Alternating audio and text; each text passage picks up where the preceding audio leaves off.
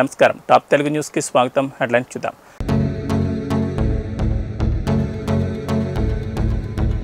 మేడిగడ్డకు బయలుదేరిన BRS declare చేయలేక రాద్ధాంతం చేస్తున్నారని కేటీఆర్ ఫైర్.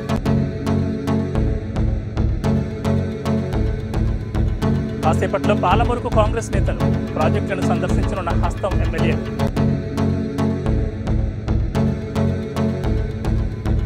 డ్రగ్స్ కేసులో మరో కీలక పరిణామం.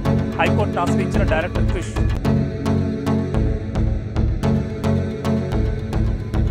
తిరువనంతపురం సమరాగ్ని సభలో సీఎం రేవంత్ రెడ్డి కీలక వ్యాఖ్యలు చేశారు. బీజేపీ అవినీతి పాలనను ప్రోత్సహిస్తోందన్నారు.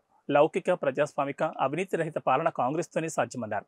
మోడీకి ప్రత్యామ్నాయం కాంగ్రెస్ మాత్రమే అన్నారు. దేశం మొత్తం మోడీపై యుద్ధం చేయాలన్నారు. వచ్చే ఎన్నికలు మోడీని ఓడించేందుకు జరుగుతున్న యుద్ధంగా సీఎం రేవంత్ అభివర్ణించారు. ఎన్నికల యుద్ధంలో ఇండియా కూటమిని గెలిపించుకోవాలన్నారు. ఇండియా కూటమిని బలహీనపరిచేందుకు కేసీఆర్ ప్రయత్నిస్తున్నారని రేవంత్ ఫైర్ అయ్యారు. ఫెడరల్ ఫ్రంట్ పేరుతో కేసీఆర్ కుట్ర చేస్తున్నారని మండిపడ్డారు. And moreover, your government, your communist government is like BRS government, corrupt government. I don't find any difference between BRS and Kerala government, Kerala state government. When he has visited to Telangana and he was with KCR, he was eating with KCR. So I am asking simply, when Kerala Chief Minister is clean and transparent government if he is giving, how come he has met Chandrasekhar Rao, former Chief Minister of Telangana? इसका मतलब साथियों कहीं पर भी रहने दो, एक ही साथ में रहते. जहां पर केरला जो प्रैक्टिसेस कुछ कम है, केसीआर से सीखने के लिए आपके चीफ मिनिस्टर वहां पर गए. पैसे कैसे कमाना, सामने पार्टी को कैसे केसेस में कार्यकर्ता और वर्कर्स के खिलाफ केसेस लगाना, जेल को भेजना. हमेशा I used to read in the papers or TVs, Kerala Congress workers fought with our communist workers are killing our karyakartas. It is not good for Communist Party. And our commitment, our fight against Narendra Modi, आने वाले चुनाव में India सरकार बनाने का जरूरी है. Otherwise जो मणिपुर में हुआ था, जो मणिपुर में Bharatiya Janata party state government and central government, they have killed hundreds of people, they have burned like anything for churches and other things. They don't have any tolerance for other communities. When they don't have any tolerance for other communities, how come they are ruling this country? They don't have any eligibility to rule this country for a minute also. इसीलिए मैं एक ही बात, केरला में तो Congress versus communist, the entire India is Congress versus Bharatiya Janata party. Tomorrow something goes wrong. రాష్ట్రంలో అధికారంలోకి వచ్చిన కాంగ్రెస్ బాధ్యతను మరిచి రాజకీయాలు చేస్తోందని మాజీ మంత్రి బీఆర్ఎస్ వర్కింగ్ ప్రెసిడెంట్ కేటీఆర్ అన్నారు. చలో మేడిగడ్డ కార్యక్రమానికి బీఆర్ఎస్ శ్రీకారం చుట్టింది. ఈ మేరకు అక్కడ వారు పవర్ పాయింట్ ప్రజెంటేషన్ ఇవ్వనున్నారు. ఈ సందర్భంగా ప్రజలకు వాస్తవాలు తెలియాలనే ఉద్దేశంతో చలో మేడిగడ్డ కార్యక్రమాన్ని నిర్వహిస్తున్నామని కేటీఆర్ తెలిపారు. కాంగ్రెస్ కేవలం రాజకీయ ప్రయోజనాలే ముఖ్యమని, ప్రజా సంక్షేమం ముఖ్యం కాదని ఆయన ఎద్దేవా చేశారు. రాబోయే రోజుల్లో తాము రాష్ట్ర వ్యాప్తంగా ఉన్న ప్రాజెక్టులన్నీ పర్యటిస్తామని తెలిపారు. మేడిగడ్డ ప్రాజెక్టు దెబ్బతింటే రిపేర్ చేయించడానికి ఇబ్బందులేంటో తెలియట్లేదని మండిపడ్డారు. ప్రాజెక్టును నిర్మాణం చేపట్టిన సంస్థపై చర్యలు తీసుకోండి, కానీ రైతులను మాత్రం బలి చేయొద్దన్నారు. మేడిగడ్డ ప్రాజెక్టుకు రిపేర్ చేయించకుండా ప్రభుత్వం నిర్లక్ష్యం చేస్తోందని, బ్యారేజ్ పూర్తిగా కూల్చేందుకు చూస్తున్నారని కాంగ్రెస్పై ధ్వజమెత్తారు. చెలో మేడిగడ్డకు బీఆర్ఎస్ పిలుపునివ్వడంతో దానికి కౌంటర్గా చెలో పాలమూరు రంగారెడ్డి ప్రాజెక్టుకు కాంగ్రెస్ పిలుపునిచ్చింది. సిడబ్ల్యూసీ మెంబర్ మాజీ ఎమ్మెల్యే వంశీచంద్రెడ్డి ఆధ్వర్యంలో ఉమ్మడి మహబూబ్నగర్ జిల్లాకు చెందిన పార్టీ ఎమ్మెల్యేలు వేర్లపల్లి శంకర్, అనిరుద్ రెడ్డి, ఎన్ఎం శ్రీనివాసరెడ్డి, చిట్టెం పర్ణికారెడ్డి, మధుసూదన్ రెడ్డి, శ్రీహరి ముదిరాజ్ పాలమూరు ప్రాజెక్టును సందర్శించనున్నారు. తొలుత దేవరకద్ర నియోజకవర్గంలోని కరివేన రిజర్వాయర్కు వెళ్తారు. అక్కడి నుంచి మధ్యాహ్నం 1 గంటకు జడ్చర్ల నియోజకవర్గంలోని ఉద్దండాపూర్ రిజర్వాయర్కు చేరుకుంటారు. అనంతరం షాద్నగర్ నియోజకవర్గంలోని లక్ష్మీదేవిపల్లి రిజర్వాయర్కు వెళ్తారు. 10 ఏళ్ల కేసీఆర్ పాలనలో పాలమూరు జిల్లాలోని ప్రాజెక్టులు ఏ విధంగా నిర్లక్ష్యానికి గురయ్యాయనేది ఈ సందర్భంగా కాంగ్రెస్ నేతలు వివరించనున్నారు. రాష్ట్రంలో పేరుకుపోయిన ధరణి అప్లికేషన్ల పరిష్కారానికి స్పెషల్ డ్రైవ్ కొనసాగుతోంది. ప్రతి మండలంలో 2 నుంచి 3 టీమ్స్ నియమించనున్నారు. తహసీల్దార్, డిప్యూటీ తహసీల్దార్, రెవెన్యూ ఇన్స్పెక్టర్ నేతృత్వంలో దరఖాస్తులు స్వీకరిస్తున్నారు. ప్రతి దరఖాస్తును పరిశీలించి అవసరమైతే ఫీల్డ్ ఇన్స్పెక్షన్ చేసి రిపోర్ట్ ఇస్తారు. ప్రతి తహసీల్దార్ కార్యాలయంలో అధికారులు అందుబాటులో ఉంటారు. పారాలీగల్స్, డిఆర్డీఏలో పనిచేస్తున్న కమ్యూనిటీ సర్వేయర్లు, అగ్రికల్చర్ విస్తరణాధికారులు, పంచాయతీ సెక్రటరీలను కూడా స్పెషల్ డ్రైవ్లో వినియోగించుకోనున్నారు. గ్రామాల వారీగా, మాడ్యూళ్ల వారీగా జాబితాలను సిద్ధం చేసి టీమ్స్కి తహసీల్దార్ అందజేస్తారు. ప్రతి దరఖాస్తుదారుడికి వాట్సాప్ ద్వారా సమాచారాన్ని అందజేస్తారు. డాక్యుమెంట్లు అవసరమైతే అడగొచ్చు. అలాగే సేత్వార్, ఖాస్రా, సెసల్లా, పహానీ, పాత పహానీ, 1B రిజిస్టర్, ధరణి డేటాను పరిశీలిస్తారు. అసైన్మెంట్, ఇనామ్, పీఓటీ రిజిస్టర్స్, భూదాన్, వక్ఫ్, ఎండోమెంట్, ల్యాండ్ రికార్డులు అవసరమైతే వెరిఫై చేసే అధికారాన్ని కట్టబెడుతూ CCLA నవీన్ మిట్టల్ ఉత్తర్వులు జారీ చేశారు. అవసరమైతే ఫీల్డ్ విజిట్ చేస్తారు. స్థానిక విచారణ చేసి వాస్తవాలు తెలుసుకునేందుకు అవకాశం ఇచ్చారు. ఫీల్డ్ విచారణ పూర్తయిన తర్వాత అప్లికేషన్లపై రిపోర్ట్ సమర్పిస్తారు. అవి ఆమోదించవచ్చు లేదా తిరస్కరించవచ్చు. ప్రతి రిపోర్ట్ తప్పనిసరిగా అప్రూవల్ ఇచ్చి అథారిటీకి పంపిస్తారు. అప్రూవల్ చేసే అథారిటీ వాటిని నిర్దేశించిన ఫార్మాట్ ద్వారా ఆమోదించడం లేదా తిరస్కరిస్తున్నట్లు పేర్కొంటూ ఉన్నతాధికారులకు సమర్పిస్తారు. ఇవాళ నుంచి ఈ నెల 9 వరకు రెవెన్యూ స్పెషల్ డ్రైవ్ ద్వారా పెండింగ్లోని ప్రతి దరఖాస్తును పరిష్కరించాలని, ఏ ఒక్కటి పెండింగ్లో ఉంచొద్దని ఆదేశించారు. ప్రభుత్వ భూములను తప్పనిసరిగా పరిరక్షించే విధంగానే డ్రైవ్ ఉండాలన్నారు. తహసీల్దార్లు, ఆర్డీఓల ద్వారా కలెక్టర్లను ప్రతిరోజు మానిటరింగ్ చేయాలని మార్గనిర్దేశం చేశారు. అయితే స్పెషల్ డ్రైవ్ ప్రోగ్రాం పూర్తిగా ధరణి కమిటీ డిజైన్ చేయడం గమనార్హం. రైతులను ఇబ్బందులు గురి చేయకుండా పూర్తి చేయాలని మార్గనిర్దేశాల్లో ప్రత్యేకంగా ప్రస్తావించారు.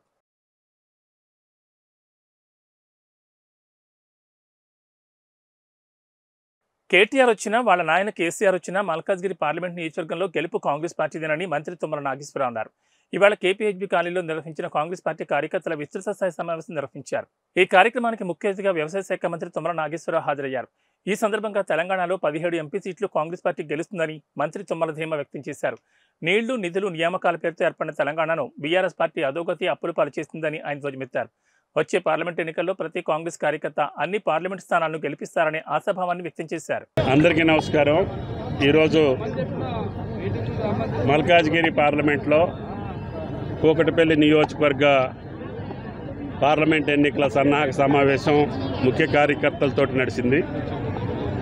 తప్పకుండా మల్కాజ్గిరి పార్లమెంటు నియోజకవర్గం కాంగ్రెస్ పార్టీ కైవసం చేసుకోబోతా ఉంది. దానికి భయపడ్డటువంటి బీఆర్ఎస్ పార్టీ నాయకులు చేతగానటువంటి, పనికిరానటువంటి ఛాలెంజ్లు ఇస్తున్నారు. మేము ఇదే వేదిక మీద నుంచి ఛాలెంజ్ చేశాం. కాంగ్రెస్ పార్టీ అన్ని స్థానాల్లో గెలవాలని పట్టుదలతోటి కార్యకర్తలు ఉన్నారు. బీఆర్ఎస్ పార్టీ ముఖ్యమంత్రి గారు ఛాలెంజ్ చేసినటువంటి ఒక్క సీటు గెలిచి ఈ రాష్ట్రంలో నిలబడండి అని ఛాలెంజ్ చేశారు. దానికి కేటీఆర్ గారు మల్కాజ్గిరికి రమ్మని అడుగుతున్నారు. తప్పకుండా కేటీఆర్ గారు వస్తే మల్కాజ్గిరిలోనే ఓడించి కాంగ్రెస్ పార్టీ కార్యకర్త చేతిలో ఇంటికి పంపిస్తామని చెప్పి ఛాలెంజ్ చేశాం. దానికి అనుగుణంగా కాంగ్రెస్ కార్యకర్తలందరూ కూడా పట్టుదలతోటి కేటీఆర్ గారు వచ్చినా, వాళ్ళ నాయన గారు వచ్చినా మల్కాజ్గిరిలో ఓడించి పంపిస్తామని చెప్పి పట్టుదలతో ఉన్నారు. దానికి ఆ ఛాలెంజ్ని స్వీకరించమని చెప్పి బీఆర్ఎస్ పార్టీని మేము హెచ్చరిక చేస్తాం. ఎన్నికల షెడ్యూల్ రాకముందే బీజేపీ లోక్సభ అభ్యర్థుల తొలి జాబితా ప్రకటించనుంది. ఇందుకు గాను ఆ పార్టీ అగ్రనాయకత్వం ఇప్పటికే కసరత్తును పూర్తి చేసింది. తొలి జాబితాలో అభ్యర్థుల పేర్ల ఖరారు కోసం గురువారం సాయంత్రం సమావేశమైన బీజేపీ కేంద్ర ఎన్నికల కమిటీ అభ్యర్థులను ఖరారు చేసింది. ప్రధాని నరేంద్ర మోడీ, పార్టీ జాతీయ అధ్యక్షుడు జేపీ నడ్డా అధ్యక్షతన జరిగిన ఈ సమావేశానికి కేంద్ర హోంమంత్రి అమిత్ షా, పలువురు ఇతర కేంద్ర మంత్రులు, బీజేపీ పాలిత రాష్ట్రాల సీఎంలు, తెలంగాణ, ఉత్తరప్రదేశ్, మధ్యప్రదేశ్, రాజస్థాన్, ఉత్తరాఖండ్, గుజరాత్, గోవా, ఛత్తీస్గఢ్ రాష్ట్రాల నేతలతో బీజేపీ సీఈసీ భేటీ అయింది. తొలి విడతలోనే సగం సీట్లకు ఎంపీ అభ్యర్థులను ప్రకటించనున్నట్లు సమాచారం. 2-3 రోజుల్లో ఈ జాబితా విడుదల చేసే అవకాశం ఉన్నట్లు పార్టీ వర్గాలు చెబుతున్నాయి. గత లోక్సభ ఎన్నికల్లో తక్కువ మెజార్టీతో గెలిచిన సీట్లు, పార్టీ బలహీనంగా ఉన్న సీట్లలో అభ్యర్థులను తొలుత ప్రకటించనున్నట్లు తెలుస్తోంది. దీని ద్వారా ఆయా అభ్యర్థులకు ఎన్నికల ప్రచారానికి కనీసం 50 రోజుల సమయం దొరుకుతుందని పార్టీ నాయకత్వం భావిస్తోంది. కాగా తొలి జాబితాలో తెలంగాణ నుంచి సుమారు 8 మంది అభ్యర్థులు ఖరారైనట్లు సమాచారం. ఖరారైన వారిలో సికింద్రాబాద్ కిషన్ రెడ్డి, నిజామాబాద్ ధర్మపురి అరవింద్, కరీంనగర్ బండి సంజయ్, చేవెళ్ల కొండ విశ్వేశ్వరరెడ్డి, భువనగిరి బోరా నరసయ్యగౌడ్, హైదరాబాద్ మాధవీలత, మహబూబ్ నగర్ డీకే అరుణ, నాగర్ కర్నూలు భారత్ ప్రసాద్ ఉన్నట్లు తెలుస్తోంది. శ్రీశైలంలో నేటి నుంచి మహాశివరాత్రి బ్రహ్మోత్సవాలు ప్రారంభం కానున్నాయి. ఇవాళ ఉదయం శాస్త్రోక్తంగా యాగశాల ప్రవేశంతో మహాశివరాత్రి బ్రహ్మోత్సవాలకు శ్రీకారం చుట్టామని ఈవో పెద్దిరాజు తెలిపారు. మహాశివరాత్రి బ్రహ్మోత్సవాల సందర్భంగా ఆలయంలో యాగశాల ప్రవేశం, వేదస్వస్తి, శివ సంకల్పం, చండీశ్వర పూజ, కంకణ పూజ, దీక్షా కంకణ ధారణ నిర్వహిస్తున్నారు. స్వామివార్ల అలంకార దర్శనానికి మాత్రమే భక్తులకు అనుమతిస్తామని ఈవో తెలిపారు. శివదీక్ష చేపట్టిన ఇరుముడి స్వాములకు ఇవాళ నుంచి 5వ తేదీ వరకే స్వామివారి సర్వదర్శనం ఉంటుందన్నారు. బ్రహ్మోత్సవాల సమయంలో అన్ని ఆర్జిత సేవలను పూర్తిగా ఆపేస్తున్నట్లు చెప్పారు. అందరి యొక్క సహకారంతో ఏర్పాట్లు అవి చేసుకోవడం జరిగింది. దీనిలో భాగంగా ముఖ్యంగా 8వ తారీఖున శివరాత్రి ఆ రోజు స్వామి అమ్మవారి యొక్క కళ్యాణోత్సవం జరుగుతుంది రాత్రి 12 గంటలకి. అలాగే 10 గంటల నుంచి రాత్రి 10 గంటల నుంచి 12 గంటల వరకు కూడా పాకాలంకరణ ఉత్సవం అనేది ఉంటుంది. ఈ శివరాత్రి ఉత్సవాల సందర్భంగా లక్షలాది మంది భక్తులు దేశం నలుమూల నుంచి కూడా ఈ క్షేత్రానికి వస్తారు. కాబట్టి అందరి యొక్క సహకారంతో వివిధ శాఖల యొక్క సమన్వయంతో అందరి భక్తులకి కూడా ముఖ్యంగా నడక మార్గంలో వచ్చేటటువంటి భక్తుల్ని కూడా దృష్టిలో పెట్టుకొని అన్ని సౌకర్యాలు కూడా ఏర్పాటు చేస్తున్నాము. చలువ పందులు అవి ఏర్పాటు చేయడం జరుగుతోంది.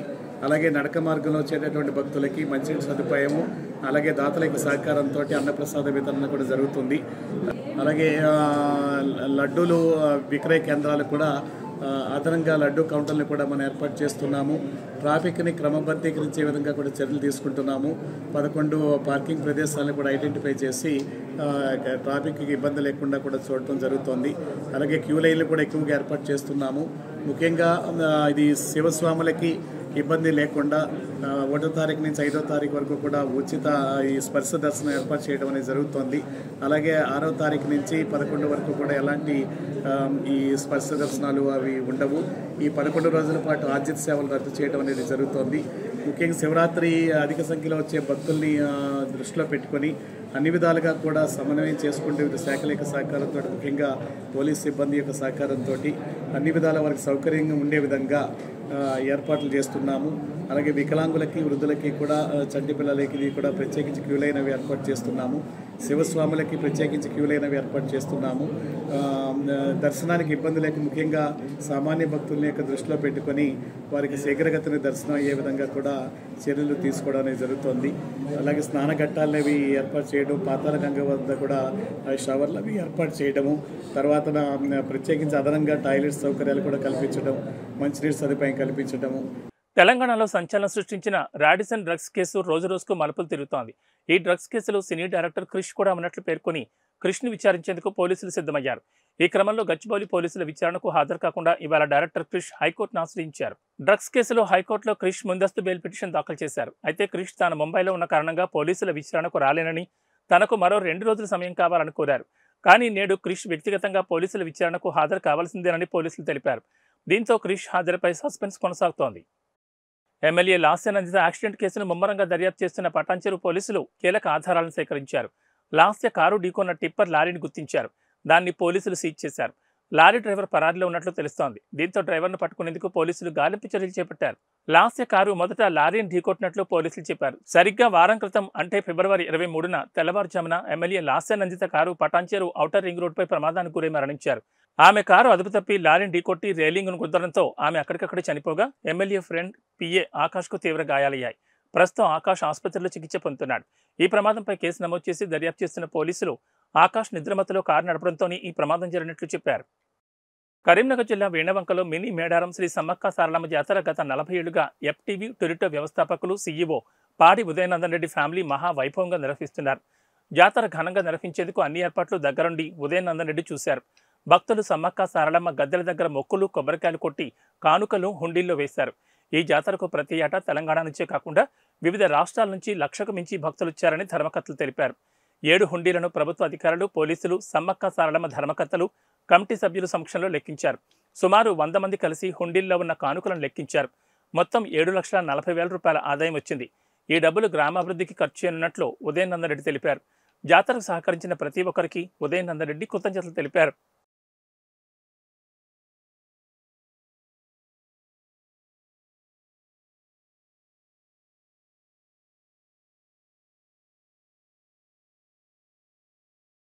కరీంనగర్ జిల్లా తిమ్మాపూర్ మండలంలోని అలుగునూరు వద్ద శుక్రవారం ఉదయం రోడ్డు ప్రమాదం చోటు చేసుకుంది. రహదారి మధ్యలో ఉన్న డివైడర్ చెట్లకు నీటిని పడుతున్న మున్సిపల్ వాటర్ ట్యాంకర్ను TS02FD9989 నంబర్ గల కారు అతివేగంగా వచ్చి ఢీకొట్టింది. ఈ ప్రమాదంలో కారు ఎయిర్ బెలూన్స్ ఓపెన్ కావడంతో డ్రైవింగ్ చేస్తున్న వ్యక్తికి పెను ప్రమాదం తప్పింది. కారు నడుపుతున్న వ్యక్తి తిమ్మాపూర్ మండలం మహాత్మానగర్కు చెందిన హనుమాన్ల రాజేందర్ పెద్దపల్లి జిల్లాలోని ఇరిగేషన్ డిపార్ట్మెంట్లో సూపరింటెండెంట్గా విధులు నిర్వహిస్తున్నాడు. ఈ తరుణంలో విధులకు హాజరవ్వాలనే ఉద్దేశంతో కారులో వెళ్తూ అలుగునూరు వద్దకు రాగానే ట్రాక్టర్ను ఢీకొట్టాడు. ట్రాక్టర్ వెనుక నీళ్లు పట్టే వ్యక్తి ఆ సమయంలో లేకపోవడంతో భారీ ప్రమాదం తప్పింది. సంఘటనా స్థలానికి చేరుకున్న ఎల్ఎండి పోలీసులు వివరాలు నమోదు చేసుకుని దర్యాప్తు చేస్తున్నట్లు తెలిపారు.